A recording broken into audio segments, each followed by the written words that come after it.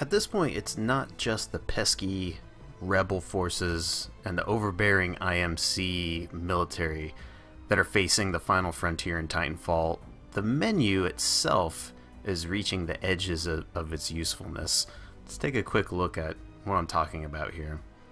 We're getting to the point where Titanfall has grown so much that certain core aspects of the UI and the UX just don't fit very well, and some of them never fit very well in the first place. So let's take a look at the burn cards.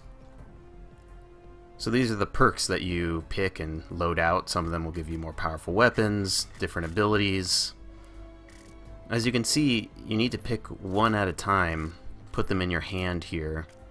But to do so, you have to scroll through this huge list. I have 57 different cards here in this list.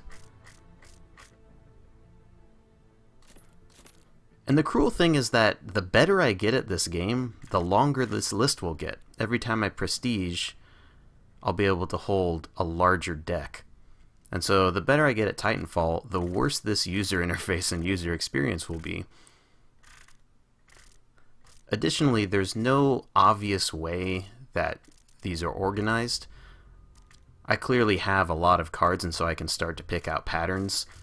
These are weapons, but they're also Titan weapons, so I guess they're always organized on the left.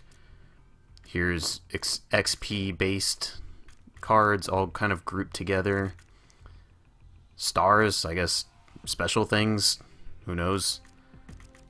Let's keep scrolling. Here's a skull again, but it's not this type of skull. That's a Titan skull.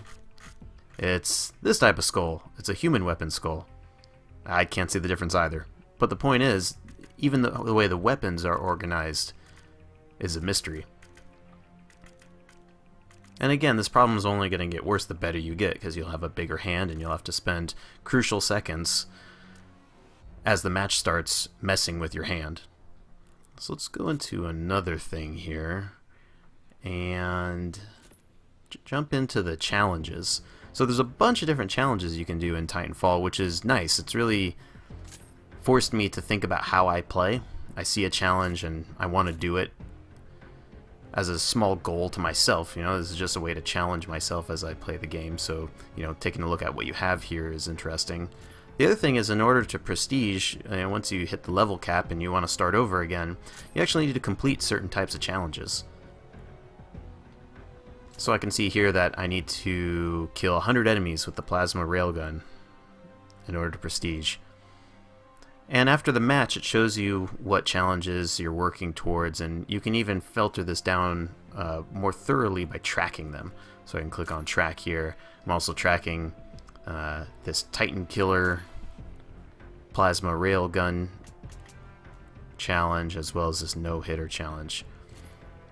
And at first it seems pretty good. You know, it's showing you a challenge tracker here. You know, it's not buried within this menu. You're able to see everything. The problem comes up is, you know, it's an embarrassment of riches. You know, they keep adding challenges. In the most recent patch, they added daily challenges.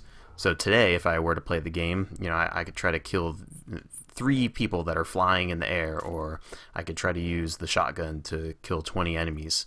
And, you know, in order to do this, I might want to track to see how close I am. Maybe that'll change my tactics in the game. Maybe that'll change what I want to do. And so maybe I want to track a couple of these daily challenges as well, because that makes sense. So let's go back, and you'll see, oh wait, what happened to my regeneration requirement challenges? They're gone. The UI doesn't tell you this, but you can only track 3 challenges at a time. And if you exceed that, it just starts dropping off the you know, oldest challenge, and you go from there. In order to go back in there, I need to figure out exactly what challenges I was trying to track. You know, sometimes this means digging around in the menus quite a bit. And again, it's something that will affect the loyal players more than anybody, because they're the ones that are going to be taking advantage of this, and they're going to be the ones that are really the only ones that are going to care. So let's take one last look at another feature here, the loadouts. A pretty standard thing in modern first-person shooters. You know, you have your character, and they have different abilities, different gun, different tactical abilities. Maybe you can run faster, you can be invisible, what have you. There's actually a lot of different things to customize here. So you got 3 here, 2 more, so that's 5, and then you're up to 7 different things you can customize that make a mechanical difference in the game. This doesn't say anything about the name you can customize the gender of your player, but 7 things that make a mechanical difference. So you can create different custom classes here. So you have 5 different custom classes that you can name, you can load out any way you want. But you also have custom classes that are based on the type of game mode you're playing.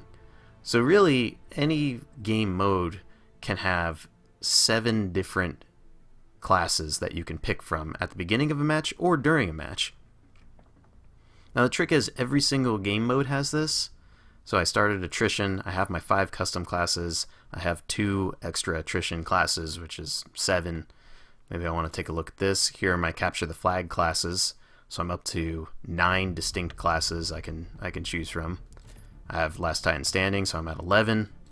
Pilot Hunter, 13. Hardpoint Domination, I'm at 15. I loop back around to attrition. So you have 15 different custom classes you can build out, each one of them with 7 distinct things to pick from. You then have to double this number because each of your Titans also has a similar set of options and a similar number of game-specific loadouts. So what you end up having is 30 different custom loadouts you could have. 2 for each game mode, 5 custom ones that go across game modes, which is great. Choice is amazing, and I'm glad we have all of these. It's just that in order to remember what I have for each one, I have to manually go in here, take a look at my guns. What do I have here? Go back out. Actually, I was looking for a different custom class, so I have to go over here to the capture the flag one. I'll go into my primary weapon again. By this time, I've more than forgotten what I have on all my other classes, and there's no really good way to get a grid or maybe a series of columns with several of your loadouts.